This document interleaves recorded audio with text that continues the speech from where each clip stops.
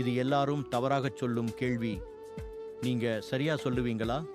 இன்று விடுதலை பயணத்தில் அதிகாரம் 14 பற்றி கேள்விகள் கேட்கப் போறோம். பதில்கள் தெரியலையா? கவலை வேண்டாம், டிஸ்கிரிப்ஷன்ல இருக்கும் வீடியோ லிங்கை பாருங்க. வாங்க தொடங்குவோம்.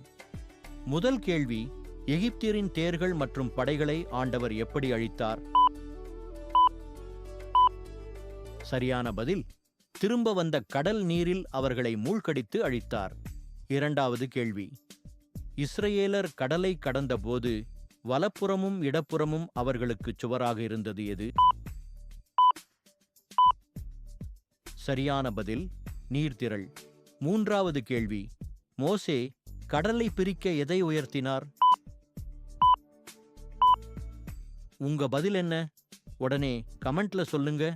இந்த மாதிரி இன்னும் கேள்விகளுக்கு தயாரா? மறக்காமல் சப்ஸ்கிரைப் பண்ணிக்கோங்க. அடுத்த வீடியோவில் இன்னும் சுவாரஸ்யமான கேள்விகள் வரப்போகுது. பெல் ஐகான் அழுத்துங்க.